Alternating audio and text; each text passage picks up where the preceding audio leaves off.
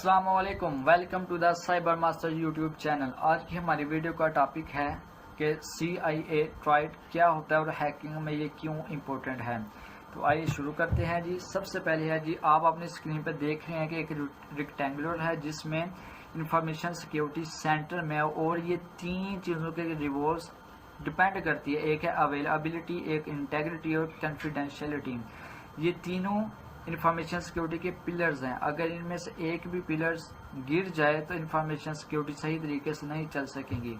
तो आइए एक एक करके इनको देखते हैं कि ये क्या होती हैं। सबसे पहले जी कॉन्फिडेंशियलिटी। कॉन्फिडेंशियलिटी का मतलब है कि डाटा को किस तरीके से अनऑथोराइज्ड पीपल से बचाना है और कैसे लोगों के डाटा को महफूज करना है। कॉन्फिडेंशियलिटी प्राइवेसी से बिल्कुल मुख्तलिफ है।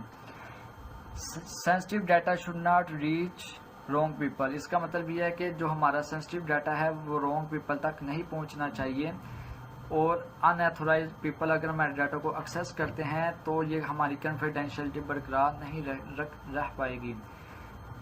रॉन्ग पीपल तक तो नहीं पहुंचना चाहिए, लेकिन ये जो इसके हकदार हैं उन तक हमारा ये डाटा पहुंचना चाहिए ताकि वो इस डाटा से फ़ायदा उठा सकें। कॉन्फिडेंशियलिटी को बरकरार रखने के लिए हम क्या क्या करते हैं। सबसे पहले हम डाटा को इनक्रिप्शन करते हैं। मुख्तलिफ तरीक़ों से डाटा को इनक्रिप्ट करके हम डाटा को महफूज रख सकते हैं। इसके बाद है जी ऑथेंटिकेशन। इसमें यह तय किया जाता है कि जो डाटा कहीं से आ रहा है वो सही पर्सन से आ रहा है या नहीं। इसमें हम मल्टी फैक्टर ऑथेंटिकेशन अप्लाई करते हैं, जैसा कि OTP, पासवर्ड, फिंगरप्रिंट लगा कर हम कॉन्फिडेंशियलिटी को बरकरार रखते हैं। इसके बाद है जी मोर सेंसिटिव मोर फिजिकल।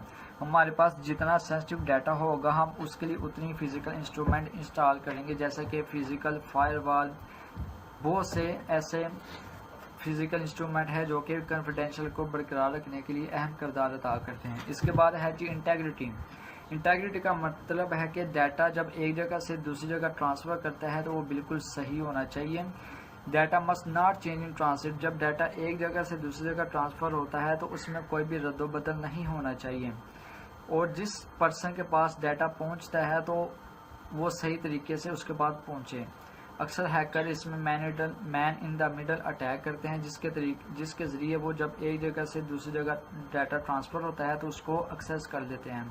तो इंटेग्रिटी को बरकरार रखने के लिए हम पहले उसके बैकअप्स बनाते हैं ताकि अगर डाटा में कोई भी रद्दोबदल हो तो हम डाटा को दोबारा एक्सेस कर सकें। इसके बाद क्रिप्टोग्राफिक मेजर्स चेकसम लगा के डाटा की इंटेग्रिटी को बरकरार रखते हैं। इसके बाद है जी एक्सेस कंट्रोल।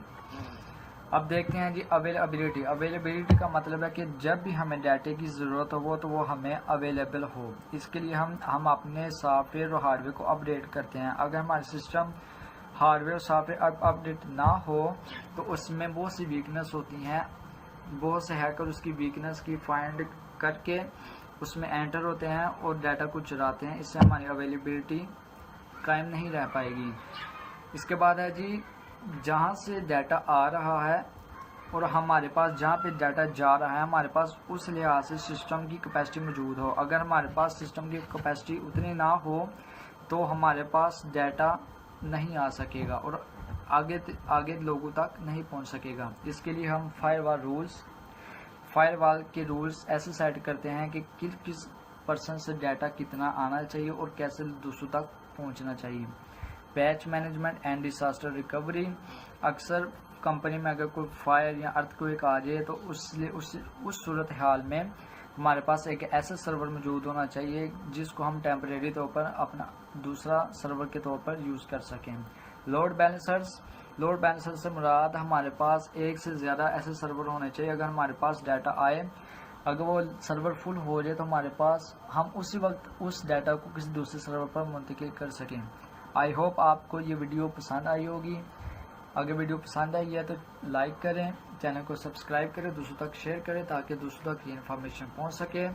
सीखते रहें और देखते रहें the cyber master YouTube channel.